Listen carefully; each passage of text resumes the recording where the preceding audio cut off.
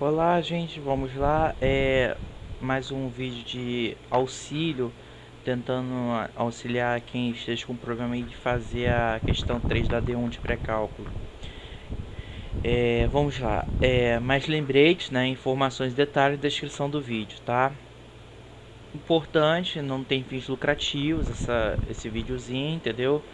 E primeiro de tudo, e primordial, o vídeo não tem objetivo nenhum, enfatizando aqui, nenhum, de sabotagem, nenhum de sabotar. Foi elaborado apenas para auxiliar quem tem dificuldade com a disciplina ou não compreende a mesma, ou não pode desenvolver a atividade sozinho, por seja qual for o problema, tá tendo dificuldade de compreender a matéria e tudo mais. É importante, né? Os gráficos aqui, né, foram feitos no computador, mas só serão aceitos os gráficos feitos à mão na resolução da AD. Então, atenção aí. Outra situação: não copiem ou efetuem o processo vulgarmente conhecido como cola. Trabalhos iguais levam zero, e a proposta aqui é de auxiliar e orientar como desenvolver a atividade e solucioná-la. Apenas observe como se efetua o desenvolvimento e realize a sua maneira a própria resolução das respostas. Vale salientar que todos os caminhos levam a Roma, mas o trajeto percorrido deverá ser diferente. Então vamos lá. Questão 1, né? Ele fala de duas funções, né? F de x e a de x, né? Conforme elas estão ilustradas aqui. Pede para cada uma das situações aqui, né? Domínio, analisar a paridade, esboçar o gráfico, identificar as interseções e dizer se ela é invertível ou não, e justificar em todos os momentos aqui. Então vamos lá, passo a passo, né? Primeira situação da resolução da letra A, vamos ter aqui as duas funções f de x, né, igual a 2x ao quadrado menos 6, e g de x igual a x ao cubo menos 6. Para cada função ele me pede, né, para eu dar o domínio e analisar a paridade, ou seja, dizer se é par ou ímpar ou se não é nenhuma das situações, e justificar usando a definição de função par ou de função ímpar. Vamos lá, primeiro de tudo, vamos analisar a situação do domínio de f de x, né, igual a 2x ao quadrado menos 6. A gente sabe, né, que f de 1x é igual a x ao quadrado. Essa é uma função elementar, né, que origina f de x igual a 2x ao quadrado menos 6. Sendo f de 1x uma função quadrática elementar, temos que o domínio e a imagem são definidos assim, f de 1 conforme até a imagem que a gente observa aqui, né? Esse aqui seria o gráfico, né, de x ao quadrado. O domínio é definido, né, em reais. Já a imagem é definida da seguinte maneira: 0 ao mais infinito. Sendo que a concavidade é para cima, né? Então A é positivo. Então tem um valor mínimo. Esse valor mínimo, né, que é o da onde está partindo esse zero aqui, né, é dado da seguinte maneira: o ponto x, né, que é zero, e o ponto zero aqui também, no caso está dando delta. No caso, para nossa função f de x, a gente vai ter uma mudança ali, né, em que meu domínio continua sendo os reais, porém minha imagem vai vindo menos 6 ao mais infinito, né, em que a concavidade é para cima, né, A é positivo, eu tenho valor mínimo, então eu tenho a seguinte definição: menos b sobre 2a e menos delta sobre 4a em x e em y, né, então me resulta em 0, menos 6, então tem esse par ordenado aqui, né, 0, menos 6, bem aqui nesse ponto, né, o ponto mínimo. E no caso aqui para g de x, né, em que x ao cubo menos 6, né, eu tenho que x ao cubo, né, seria a minha função elementar, né, a função que origina x ao cubo menos 6. Então, sendo essa uma função exponencial terceiro grau, né, e elementar ainda por cima, né, temos que o domínio e a imagem são definidos assim em G1, né, conforme a imagem que a gente observa. Essa aqui seria a função elementar de x ao cubo, né, em que o domínio e a imagem são iguais aos reais, né. Eu tenho um domínio, né, em reais totalmente aqui, né, do mais infinito do menos infinito ao mais infinito, e uma imagem também do menos infinito ao mais infinito. E, no entanto, para g de x, né, o meu domínio e a imagem continua sendo o mesmo, porém eu tenho um deslocamento aqui, né, uma translação que ocorre em relação ao eixo das ordenadas aqui em 6 unidades, né, para baixo, que é o que a gente vai observar mais logo. Portanto, assim, de primeiro momento a gente já determina aqui a resposta, né, que o domínio de f de x e g de x são iguais aos reais, né, para cada um deles. Quanto à paridade, né, para cada uma das funções, nós temos que tomar algumas definições. A definição de função par. Uma dada função h de x será par se h de menos x é igual a h de x, ou seja, se h de x é igual a y, e se temos um ponto x, h de x, ou seja, xy, deverá haver um ponto menos x, h de x, ou seja, menos x, y.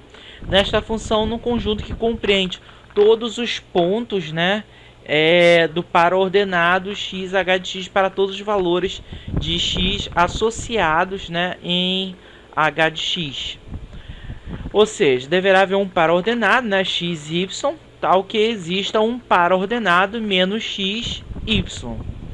E a situação aqui uma definição da função ímpar seria o seguinte: uma dada função h de x, né, será ímpar se h de menos x for igual a menos h de x, ou seja, se eu tenho h de x igual a y, né, e se eu tenho um ponto x, hx, deverá haver um ponto, né, menos x a menos h de x, né, nesta função, num conjunto que compreende todos os pontos, né, do par ordenado x, h de x para todos os valores associados em h de x. Então, o que ocorre? Eu deverei ter um ponto menos xy, né, tal que exista um par ordenado correspondente, né, menos x menos y. Então vamos analisar, né, para cada uma das funções, né, para poder determinar se ela vai ser ou não. E se não satisfazer nenhuma das duas situações, nem se ela for par, nem se ela for ímpar, ela não será nem par nem ímpar. Então, se ela não satisfaz nenhuma dessas condições, não é uma função par e também não é uma função ímpar, quando ela não está compreendida nessas duas definições ali. Então vamos lá, vamos analisar f de x. Eu peguei um valor e associei em x, né? E eu tive um valor dessa função, né, em f de x. Logo eu encontro um par ordenado f de x para x em f de x. Então vamos lá, eu peguei menos 6, encontrei 66, menos 5, encontrei 44 e assim por diante. Eu vou tentar até ilustrar aqui numa única imagenzinha para vocês tentarem observar todos os valores que eu tentei associar aqui. Então o que ocorre? Eu vim de menos 6 até o 6, né? E eu fui obtendo valores: 66, 44, 26, 12, 2, menos 4, menos 6, menos 2, 2, 12, 26, 44 e 66. E assim eu construí o par ordenado, né? Se aqui é x, esse aqui será o meu valor y, né? Então aqui está meu par ordenado xy. Então, 6 em x, 66 em y. Bom, o que vocês observam nisso aqui? Eu tenho uma situação que ocorre, né? Eu tenho um valor, né, nessa tabela, valor x e um valor para menos x. Exemplo, né? X igual a 6, né? X igual a 6 e x igual a menos 6. Vemos que para cada um desses valores, né, eu tenho um único valor para f de x. Logo, eu tenho um par ordenado xy, né, em que para esse par ordenado eu encontro um valor menos xy. Olha só, gente. Então, se eu encontro essa situação aí, né, eu vou estar tendo a veracidade de qual função? No caso, é a função par. Pois sendo a função f de x, né, definida em reais, em que temos f de x igual a 2x ao quadrado menos 6, a mesma será par se para f de x de menos x igual a f de x, ou seja, se eu tenho f de x igual a y, e se eu tenho um ponto x f de x, né, eu deveria encontrar um ponto menos x, f de x, nesta função, num conjunto que compreende os pontos do par ordenado, x, f de x, para todos os valores de x em f de x. Ou seja, deve haver um par ordenado x, y, tal que existe um par ordenado menos x, y, né? Então vamos lá. Conforme isso, né, a gente determina que f de x é uma função par. Então, f de x é uma função par. Logo, vamos para a situação da análise de g de x. Já em g de x, eu tentei compreender o intervalo, né, de 10 a menos 10 aqui. Deixa eu tentar botar aqui. Ok, vamos ver se foi. Não foi ainda. Vamos ver aqui, tamanho 16. Vamos ver se... já foi. 16 já foi. Então aqui, ó, eu tenho o valor em x, depois eu tenho o valor em y, né? E eu vou jogando isso lá na função. Conforme eu vou jogando esses valores na função, eu encontro o seguinte: para 10, né, em x, eu encontro 994, né, em g de x. E para 9, eu encontro 723, em 8 e assim por diante. Então o que me ocorre? Eu vou encontrando valores aqui, né, conforme cada x que eu encontro aqui. Então vamos lá. Você observa que nesta tabela, né, eu tenho um valor x, né, e um valor para menos x. Exemplo, x igual a 10, x igual a menos 10.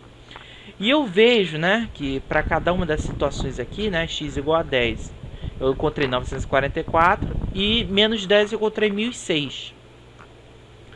Então o que ocorre? Nessa situação eu tenho um valor x, né, em g de x, seria par se eu tivesse a seguinte situação ocorrendo: eu tivesse um ponto xy e eu tivesse um par ordenado menos xy. Isso não ocorre, né? É um fator que não ocorre, porque nem todos os pontos xy são iguais a menos x e y. Logo, g de x não é uma função par. Então o que a gente conclui? Ora, não é par, então pode ser ímpar. Vamos ver se é ímpar. Ela será ímpar, né, se eu tiver um par ordenado xy, tal que existe um par ordenado menos x menos y. Outro fato que não ocorre, né? O que eu tenho aqui? Eu tinha x e eu tenho aqui um g de x. E eu tenho aqui menos x e eu tenho um outro valor aqui sendo encontrado.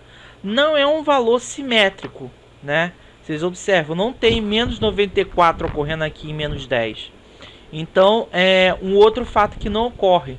Eu não encontro, né, um ponto menos x menos y para x, y nessa função g de x. Então, nem todos os pontos, né, x, y são iguais a menos x menos y. Logo, g de x não é uma função par. Sendo assim, g de x não é uma função par e também não é uma função ímpar. Então, o que ocorre? Eu tenho que f de x será par e g de x será ímpar. Não será nem par nem ímpar. Então, vamos lá.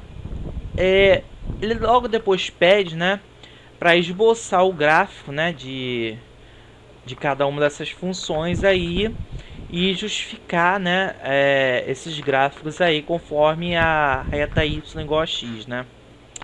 Então o que eu tenho aqui? Eu tenho que construir o gráfico a partir do mais elementar e determinar os pontos de interseção com os eixos de x e y.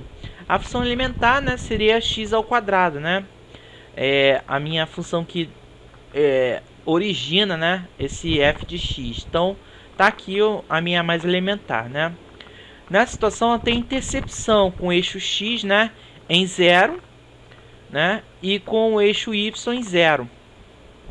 Em ambos os momentos. Então tenho aqui o ponto de corte 0, 0, né? No passo 2 eu efetuo a compreensão horizontal em relação ao eixo das abscissas de x ao quadrado, né, em 2, ao multiplicar x ao quadrado por 2. Então aqui, né, eu tive uma compreensão desse gráfico. Então aqui eu tenho 2x ao quadrado. Nessa situação aqui eu continuo tendo uma intercepção no eixo x, né, em 0 e no eixo y em 0 também. No passo 3 eu já efetuo a translação de 2x ao quadrado em relação ao eixo das ordenadas em 6, para baixo. Então o que ocorre? Eu faço uma translação para baixo em 6. Logo, né, eu coloco menos 6, né? Então o que ocorre? Eu tenho na situação a intercepção do eixo x, né, justamente nas raízes, que são menos 1/3 e 1/3. E com o eixo y no ponto mínimo, né? Esse ponto mínimo é definido conforme essa formulazinha aqui para ordenado x e y, né? Em que eu tenho 0 em x e menos 6 em y, né? Então aqui seria meu ponto mínimo. Em g de x, né, eu já venho do mais básico, né? E tem que construir até o do mais elementar até o que eu tenho aí de g de x, né? Em que x ao cubo, né, seria o meu elementar, e eu tenho a origem do meu x ao cubo menos 6, né? Aqui está o meu elementar, né, de x ao cubo, né? E o que eu efetuo nessa situação? Uma intercepção com o eixo x, né, em 0 e com o eixo y em 0 também. E logo depois eu efetuo uma translação, né, de x ao cubo em relação ao eixo das ordenadas em 6 para baixo, né?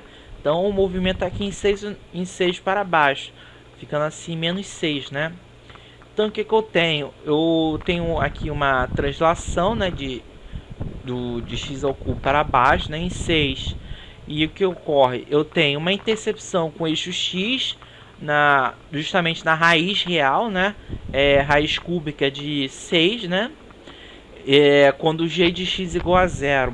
E a intercepção com o eixo de y, né? Quando menos 6, né, para g de 0, né? Então eu tenho 0 em x, né, em 6 e menos 6 em y, né? E logo depois ele vem me perguntando, né, na situação, se essas funções vão ser invertíveis ou não, né, e justificar. No caso de ser invertível, né, justificar e esboçar o gráfico, né, conforme a situação, e indicar os pontos de interseção, né, dos dois gráficos.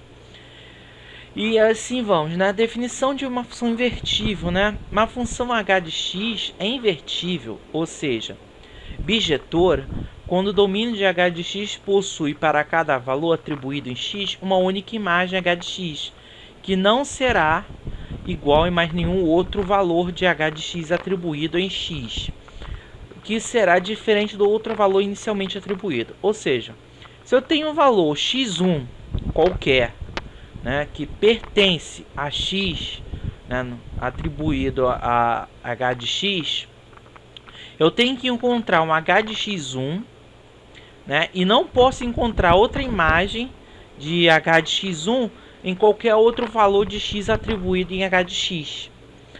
Então o que eu tenho? Quando eu atribuo um valor x2 qualquer, né, qualquer valor x2 em x, onde esse meu x1 deverá ser diferente de x2, eu devo encontrar uma nova imagem para este valor do domínio. Assim sendo, né, para cada valor do domínio de h de x, devo encontrar só um único valor na imagem, onde x1 eu tenho h de x1 e x2 eu tenho h de x2. E assim sucessivamente, sendo que em cada situação x1 é diferente de x2, que é diferente do x, né? E qualquer. E que vem atribuir assim como suas imagens, né, um valor, né, h de x diferente de h de x1 diferente de h de x2, né? Que deverá ser diferente de h de x para qualquer, né? Então que eu tenho que atribuir, né? Eu devo encontrar uma única situação que isso ocorra nessa imagem. Assim sendo, para dois domínios diferentes, a imagem deverá ser invertível. Portanto, né, nós vamos analisando aí o f de x conforme a gente tinha anteriormente, né? Eu tinha cada uma daqueles valores lá associados. Eu observava, né, que o que ocorria? Eu tinha momentos que eu encontrava um valor, né, em f de x, mas eu encontrava essa imagem em outro momento também. Então o que ocorria? Eu tinha um x1 com uma imagem f de x1 e possuía um valor, né, x2 com uma imagem f de x1. É o que ocorria aqui, né? Eu tinha o x1 aqui, né? No caso, menos 6. E eu tinha aqui o x2, digamos, o 6. X1, né? 6 é diferente de menos 6, né? Eu estava encontrando uma mesma imagem, 66. Então, aqui nessa situação, eu não tenho uma função invertível, porque eu tenho que encontrar para cada um desses valores eu tenho que ter um x associado a uma única imagem, um x associado a uma única imagem, e eu tenho um x sendo associado a mais dois valores do meu x, né, associado a mais de um valor, né, em f de x, né. Então f de x não é invertível. Logo nós temos que determinar, né, já que não é invertível, o momento, né, que ele poderá ser invertível e esboçar o gráfico dele, né, a gente justificar o porquê.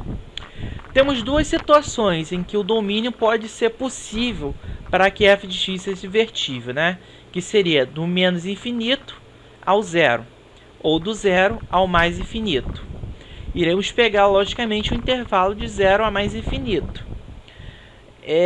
Observem, né, que sabemos que uma função f definida de reais em reais, né, eu tenho um f de x, uma função invertível no intervalo, né, de 0 a mais infinito. Eu tenho que para essa minha função, né, eu tenho o valor a associado a um valor b. Então a minha função invertível será o inversa, né, será o que? Um valor b associado a um valor a, onde o domínio de f de x é a imagem da minha função inversa, né, de f. Então o que ocorre? A imagem de f de x é o domínio de f de menos 1. E a imagem de f de menos 1, né, vai ser o meu domínio de f de x. Então eu tenho o seguinte: como é que eu vou determinar a construção disso? Primeira situação, eu coloco aqui y igual a f de x, né? Coloco aqui, e sei que f de x é igual a 2x ao quadrado menos 6. Y é igual a 2x ao quadrado menos 6. Y mais 6 é igual a 2x ao quadrado. Passo para o outro lado dividindo. Y mais 6 sobre 2 é igual a x ao quadrado. Aí o que eu encontro? Eu tiro a raiz quadrada, né? Eu vou ter o quê?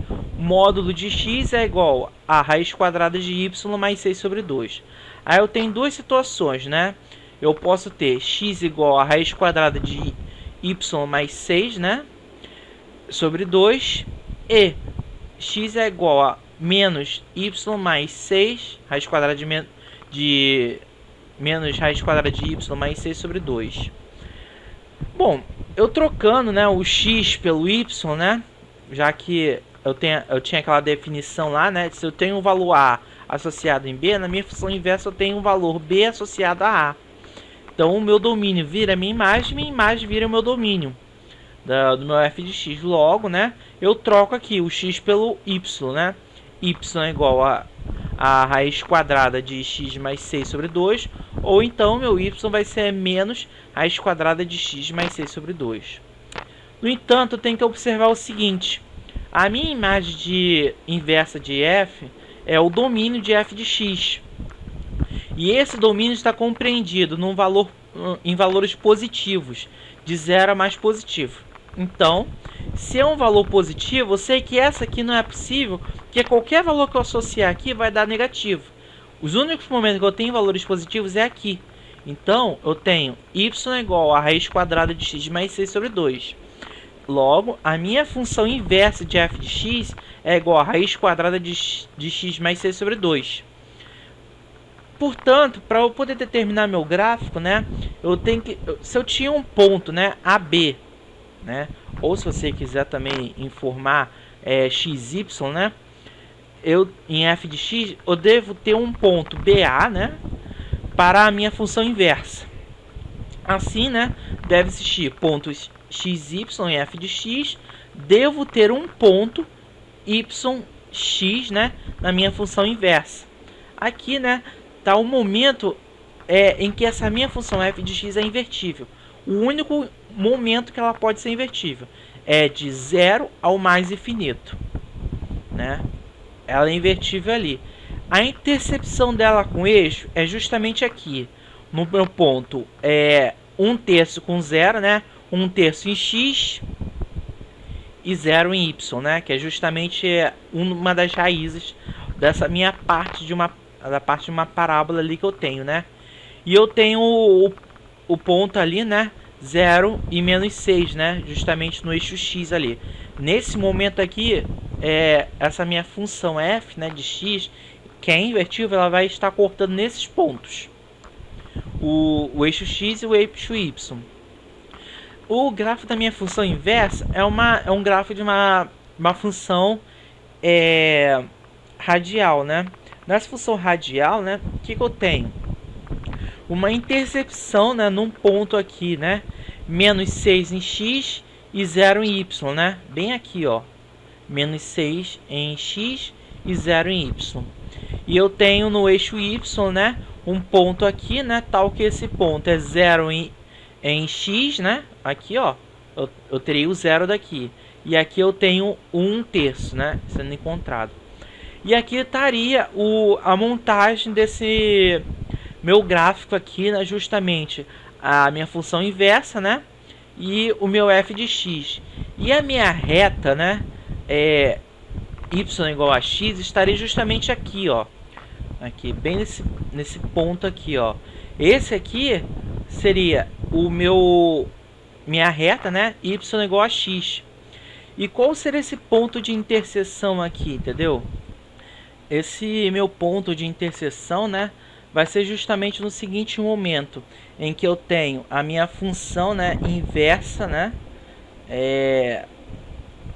sendo igual à minha função f de x, né? Minha função inversa de f de x, que será igual. Se eu for tentar desenhar isso, no caso, calcular esse valor, como é que eu calculo? Simples, eu pego e igualo essas duas funções, né? A minha função inversa e meu f de x. Aí eu vou estar encontrando, né, esse ponto aqui, né, em que eu tenho o que ocorrendo? Eu tenho um valor, né, que eu associei em x, que ele vai estar sendo a imagem dele igual à imagem da minha função inversa. Então o que eu tenho? Então o que ocorre?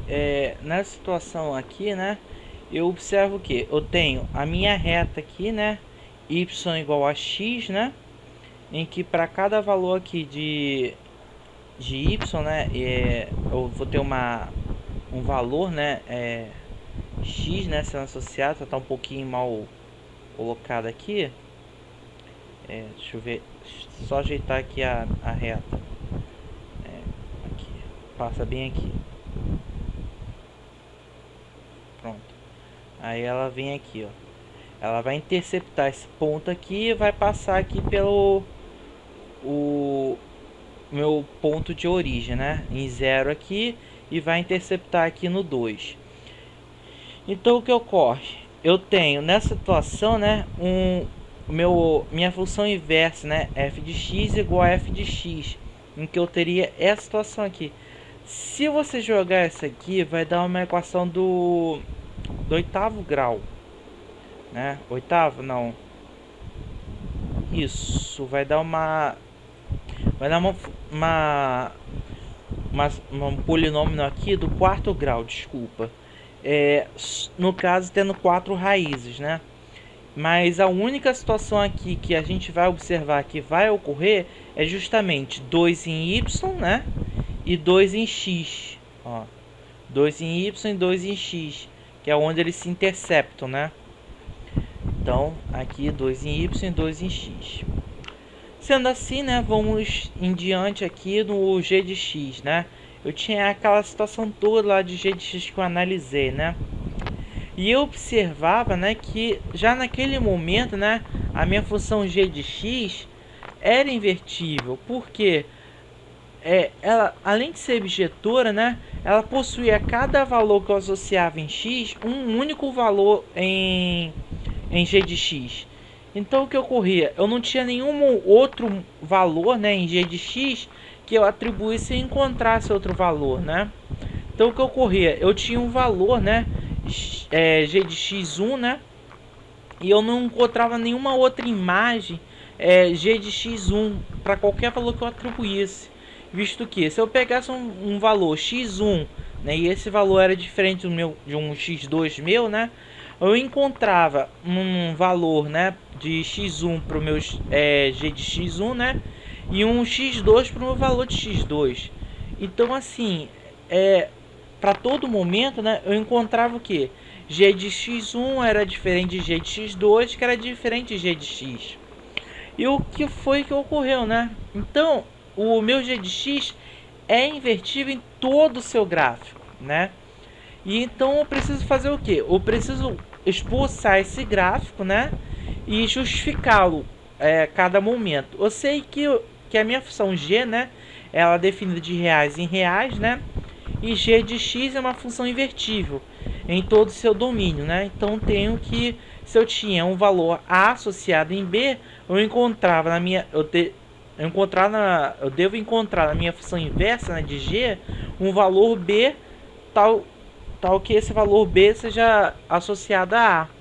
Então o que ocorre? Meu domínio de g de x vira a minha imagem da minha função inversa. E a minha imagem de g de x vira meu domínio da inversa. Então o que ocorre? Primeiro momento, para construir essa fórmula aí, né, dessa função, eu tenho y igual a g de x, né? E g de x é igual a x ao cubo menos 6. Y é igual a menos x ao cubo menos 6. Ora, passando para o outro lado, eu vou ter o que? Y mais 6 igual a x ao cubo, né? Jogo para lá, encontro o que? Raiz cúbica de y mais 6 igual a x. Sendo assim, eu tenho o que? X, né, vai ser igual a raiz cúbica de y mais 6. Trocando x por y, né, porque eu tenho o seguinte, né, a função g é definida de a em b. Então, a minha função inversa vai ser definida de b em a. Então, meu domínio é a minha imagem da minha função inversa, e a imagem do meu g de x será o domínio da minha função inversa. Logo, eu tenho que o quê? Y é igual a raiz cúbica de x mais 6. Então, a minha função inversa de g de x, né, vai ser o que? Raiz cúbica de x mais 6. Então, o que ocorria? Se eu tinha um ponto, né, AB em g de x, eu devo ter um ponto, né, BA, né, para a minha função inversa de g. Então, o que ocorre? Deve existir um ponto, né, xy, para a minha função g de x, um ponto yx para a minha função inversa, né, de g de x. Aqui está a minha função g de x, né, ela é invertível a cada momento aqui, eu não tenho um outro valor sendo encontrado. Então, eu tenho que o que? A intercepção, né, dessa minha função aqui, ela assim, ó, eu intercepto o eixo x aqui, ó, em raiz cúbica de 6 e 0, né, que é justamente em uma das raízes, né, que é a única raiz real que eu vou encontrar dessa minha função cúbica, né, e eu tenho meu y, né, um ponto 0 em x e menos 6 em y, né. E aqui estaria a minha função inversa, né, em que eu pegarei cada um daqueles pontos e eu faria a inversa dela. Então, o que ocorre? Eu tenho intercepção aí, né, nessa minha função inversa, menos 6, né, aqui, ó, menos 6 e 0. Né? Repare, né, que eu troquei o x e y, né, como sempre ocorre, né. E a mesma situação ocorre com o meu eixo y, né? Eu tenho aqui o 0 em x e raiz cúbica de 6 aqui sendo cortada. Então, o que ocorre? Eu vou ter, né, um ponto aqui, né, de interseção, né, entre os dois. Onde está sendo esse meu ponto? Eu vou ter que traçar, né, a minha reta, né, que ele também pede, né, y igual a x. E esse meu y igual a x vai estar passando aonde? Aí vocês observem, né, aqui eu tracei a minha reta, né, y é igual a x, né, ela passa aqui na origem e vai interceptar bem no ponto aqui, né, em que eu tinha a minha função inversa aqui, né? O ponto dela que passa por aqui. E aquela minha função, né? X a g de x, né? Eu tenho aqui em azul a minha função g de x e em vermelho a minha função inversa. E aqui em preto, né? A minha reta y igual a x. Repare que elas interceptam, né? Justamente no ponto 2, né? Em y e 2 em x. Então é um outro momento aí que ocorre, né? Porque se eu chegar, né, e igualar, né, a minha função inversa com a minha função g de x, né, a minha função inversa de g de x com a minha função g de x, eu vou encontrar, né, esse ponto aqui de interseção. Esse ponto de interseção é justamente bem nesse momento aqui em que está ocorrendo. Sendo assim, né, nós temos aí aqui, né, o momento, né, que eu teria as duas, né? Aqui seria o ponto de interseção, né? É 2 em y e 2 em x. E assim, né, eu tenho a interseção, né, do eixo x nessa função invertida aqui, né, em menos 6 e 0, e em y em 0 e raiz cúbica de 6. E assim por diante, né? Ou tive as outras situações ali e a gente completa assim a letra A, né, dessa minha questão aí. Aí nós vamos partir então para a letra B. A letra B é assim: dado, né, que θ é um ângulo de segundo quadrante, informação importante essa aqui, né, e que cosseno de θ, né, é igual a menos 1/5. Ele pede para determinar o seno de θ e o seno de 2θ e justificar, né, as respostas conforme as identidades trigonométricas e citar, né, qual identidade trigonométrica eu vou estar utilizando. E pede por fim, né, para eu provar, né, que 1 é menor ou igual, né, a 3 menos o seno de 2α, 2 vezes o seno de alfa, né, desculpa, que tem que ser menor ou igual a 5 para qualquer alfa pertencente aos reais. Simples, né? Então vamos lá. Eu tenho a seguinte situação que eu tenho que determinar aqui. Para encontrar um valor de um seno com seno, né, de um ângulo no ciclo trigonométrico, eu tenho que usar algumas definições, né? No caso aqui, eu vou estar dizendo que um ângulo alfa, né, que é o ângulo que se utiliza nos cálculos, e beta é um ângulo correspondente, né, a esse meu ângulo alfa. Então o que ocorre? Se eu tenho 135 graus, né, que eu vou estar utilizando no meu cálculo, eu quero saber qual o correspondente, né? Ou seja, 45 graus seria o meu ângulo correspondente. Então, 135 é o meu ângulo alfa, né? É quem eu estou utilizando no meu cálculo. E 45 seria o meu ângulo correspondente. Se eu quiser saber qual o seno de 135, o seno de 135 é o seno de 45, ok? E o cosseno de 135 é menos o meu cosseno de 45. Como é que eu determino isso? Que é menos alguma coisa ou não? Justamente pela seguinte tabela que a gente vai utilizar. A gente pega, né, o quadrante, né, do ângulo que eu estou querendo saber. No caso, que seria o alfa, né, que seria aquele caso de 135. E eu tenho uma fórmula para encontrar o meu ângulo beta correspondente. Se ele está no primeiro quadrante, o ângulo que eu estou trabalhando vai ser igual ao meu ângulo correspondente. Ângulo de 30 graus é igual a ângulo de 30 graus. Ângulo de 45, o ângulo correspondente ao ângulo de 45. Isso para o primeiro quadrante. Para o segundo quadrante, se eu tentar fazer a correspondência, né, de cada ponto, né, do meu arco, do ciclo trigonométrico, eu encontro que para o segundo quadrante eu tenho o meu ângulo correspondente, beta, será igual a π menos o meu ângulo que eu estou utilizando. Ou seja, 180 graus, né, menos 135 graus. Quanto que isso resulta? 45 graus. Entendeu? Aí eu encontro o ângulo beta correspondente. Se eu tivesse aqui 120 graus, né, que é o ângulo alfa. Esse ângulo alfa, né, ele pertence ao segundo quadrante. Então, se o ângulo alfa pertence ao segundo quadrante, eu vou utilizar essa fórmula aqui. 180 menos 120 graus, eu vou encontrar 60 graus. Então, o ângulo correspondente a 120 graus é 60 graus. Se fosse um ângulo, né, no caso de 300. Como é que eu vou determinar o ângulo de 300? Ângulo de 300, né, ele vai estar em qual quadrante? O ângulo de 300 vai estar no quarto quadrante. Então, 2π menos alfa.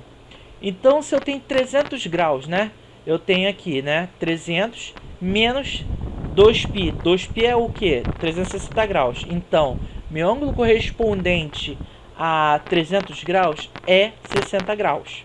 Entendeu? Então, eu tenho que saber o meu ângulo alfa, qual é o quadrante que ele está. Sabendo qual é o quadrante ele está, eu encontro o ângulo correspondente, conforme essas fórmulas aqui, né? Depois de terminar, né, eu tenho que ainda analisar outra tabela, que é o seguinte. Eu tenho um quadrante, né, do meu ângulo alfa, né, que eu vou estar utilizando. Digamos que o meu ângulo alfa, né, ele esteja no segundo quadrante. Se ele estiver no segundo quadrante, o meu seno é positivo, mas o meu cosseno será negativo. Assim como se estiver no terceiro quadrante, meu seno é negativo e o meu cosseno é negativo, conforme os ângulos correspondentes, entendeu? Então, se eu tinha aqui 135 graus, qual é o ângulo correspondente a 135 graus? É o ângulo de 45 graus, né, que a gente descobriu que seria beta, né? Então, seno de 135 graus é positivo. Então, é o seno positivo, né, de 45 graus. E, no caso, o cosseno já vai ser negativo. Vai ser menos raiz quadrada de 2 sobre 2 do ângulo de 45 graus. Então, né, temos alguns dados aqui que já foram efetuados. Eu tenho que o cosseno de θ, né, é igual a menos 1/5. Esse θ é um ângulo do segundo quadrante. Ele me disse isso. Ora, então isso aí já é uma informação importantíssima para mim. Se eu tenho que θ, né, é um ângulo do segundo quadrante, logo o ângulo correspondente a beta, né, corresponde da seguinte maneira, que menos cosseno de beta vai ser igual ao cosseno de θ. Então, quando eu encontrar esse ângulo correspondente de θ, eu vou ter um ângulo beta, né, correspondente a θ, que será menos cosseno de beta. Então, digamos, hipoteticamente, que θ seja 30 graus. Então, se θ é 30 graus, eu tenho que pegar menos cosseno de 30 graus. Vai ser o meu cosseno de θ. Mas no caso aqui, né, a gente sabe que é menos 1/5.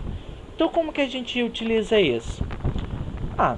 Até aí, ok, né? Então, vamos observar a seguinte identidade trigonométrica fundamental.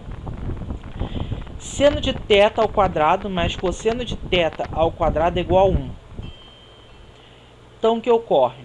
Se eu tenho que seno de θ ao quadrado mais cosseno de θ ao quadrado é igual a 1, eu jogo na fórmula o cosseno de θ que ele já me deu. Quando eu jogar esse cosseno, eu vou levar ao quadrado, né? Eu encontro 1 sobre 25. Efetuo o MMC, eu encontro 25 seno de θ ao quadrado mais 1 igual a 25. 25 seno de θ ao quadrado igual a 24, né? Passo um para lá diminuindo. Eu vou ter que o seno de θ ao quadrado é igual a 24 sobre 25. Ou seja, o módulo do meu seno de θ é igual a raiz quadrada de 24 sobre 25. Sabendo que θ é um ângulo, né, do segundo quadrante, portanto, o seno de θ é positivo. Né? A gente viu lá naquela situação. Ou seja, dessa situação aqui, a única que me interessa vai ser seno de θ é um valor positivo. Então, raiz quadrada de 24 sobre 25, né?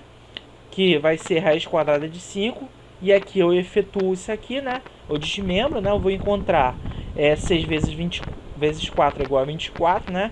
Eu jogo o 2 para fora, né? Eu pego aqui o 4 e jogo para fora e encontro que seno de θ é igual a 2 raiz de 6 sobre 5, ok? Então vamos lá, sendo assim, né? Seno de θ é igual a 2 raiz de 6 sobre 5, né? E o cosseno de θ é igual a menos 1,5. Isso para o segundo quadrante, né? Observando a identidade trigonométrica do arco duplo, né? Eu sei que ocorre o seguinte, ela vem conforme essas definições aqui, né? Na identidade trigonométrica e algumas resoluções. E ele me pedia, né, na questão, para identificar, né, qual é a identidade trigonométrica que eu vou utilizar. Eu já utilizei uma aqui, né, que foi a trigonométrica fundamental. Seno de θ ao quadrado mais cosseno de θ ao quadrado igual a 1. Essa é fundamental. E eu utilizei algumas relações aqui, né, para poder determinar se o meu seno vai aqui no final seria positivo ou negativo. A gente determinou que, como é do segundo quadrante, o meu seno de θ é positivo. E para eu encontrar o seno de 2θ, é simples. Eu só preciso utilizar a identidade trigonométrica do arco duplo, em que o seno de 2θ, né, é igual a 2 vezes o seno de θ vezes o cosseno de θ. Eu já tenho o seno de θ e o cosseno de θ. Calculando aí, jogando, né, encontro que seno de 2θ é igual a 2 vezes 2 raiz de 6 sobre 5, que multiplica menos 1 sobre 5, né? Eu multiplicando isso aqui, eu vou encontrar 25 no denominador, e isso aqui vai dar um valor negativo, né? Eu vou ter menos 4 raiz de 6 sobre 25, que será o meu 2θ, né? O meu seno 2θ. E por final, né, ele pede para eu provar que essa situação aqui, menos 1, né, é menor ou igual a 3 menos 2, 2 vezes o seno de alfa, que tem que ser menor ou igual a 5 para qualquer alfa pertencente aos reais. Eu sei que a identidade trigonométrica fundamental vale para qualquer alfa pertencente aos reais. Sendo assim, eu tenho essa situação aqui, né? Seno de alfa ao quadrado mais cosseno de alfa ao quadrado é igual a 1. Ok. E eu venho por isso da seguinte maneira. Eu tenho um ciclo trigonométrico, em que o raio dele é igual a 1. Conforme essa imagem aqui, né? Eu desenho um eixo XY, né? Desenho um ciclo trigonométrico de raio igual a 1, né? Daqui até aqui eu tenho 1, né? E daqui até aqui eu tenho 1. Qualquer ponto da origem até um ponto da extremidade do meu círculo vai ser igual a 1. Então o que eu tenho? Eu desenho um triângulo retângulo com um ângulo igual a alfa, né? Aqui, ó, eu desenho, né, tem um ângulo alfa e num triângulo retângulo, ó, esse aqui, ó, meu triângulo retângulo. E aqui, logo depois, nesse triângulo, eu observo o seguinte: o seno é a razão entre o comprimento do cateto oposto ao ângulo, né, e o comprimento da hipotenusa. E o meu cosseno é a razão entre o comprimento do meu cateto adjacente deste ângulo com o comprimento da minha hipotenusa. Aqui, né, eu observo, né, o cosseno do meu ângulo, né, e o seno do meu ângulo, e aqui está a hipotenusa. Então eu vejo o seguinte, que o seno é a projeção, né, o seno aqui, ó, é a minha projeção sobre o raio. Ó, eu tinha o meu seno aqui. Esse meu seno é a minha projeção conforme o raio que eu tenho. Aqui, ó, tá o raio, ó, conforme o eixo Y, bem aqui, ó, daqui até aqui. Então tem o seguinte, que as projeções estão compreendidas no intervalo de menos 1 a 1, né?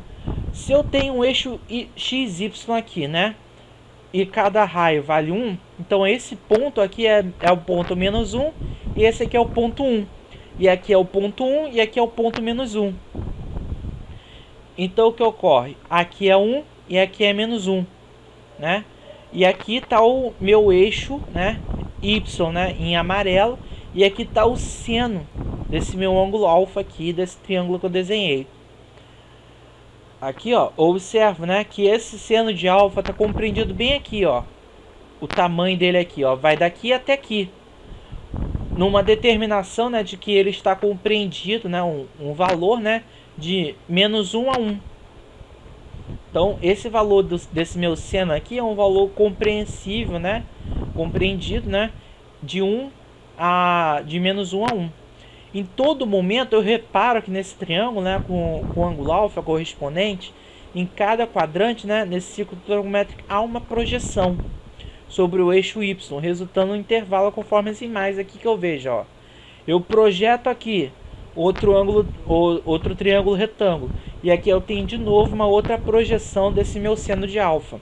De novo, o meu seno de alfa está compreendido entre 1 e menos 1. E no meu terceiro quadrante, eu projeto aqui de novo o meu seno aqui, ó, no meu eixo Y. De novo eu vou estar tendo o meu seno de alfa vindo de menos 1 a 1. E no quarto quadrante a mesma coisa, eu desenho a projeção desse meu seno de alfa aqui, ó. Alfa bem aqui no triângulo retângulo, ó. Repare que em todo momento o triângulo retângulo que eu desenhei, todos esses triângulos retângulos que eu desenhei são triângulos, né, retângulos semelhantes. Então o que ocorre? O meu ângulo alfa aqui em todo momento ele vai ser igual.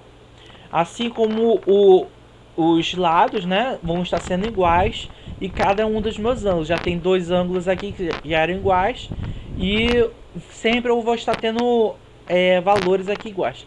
Se eu desenhasse um triângulo retângulo aqui diferente, com um outro valor de ângulo, de qualquer maneira eu estarei encontrando, conforme a seguinte relação, né, que eu tinha, né, que esse meu seno ao quadrado, né, com o meu cosseno ao quadrado, vai ser o quadrado da minha hipotenusa, pelo teorema de Pitágoras, né? É por isso que a gente encontra a identidade trigonométrica fundamental.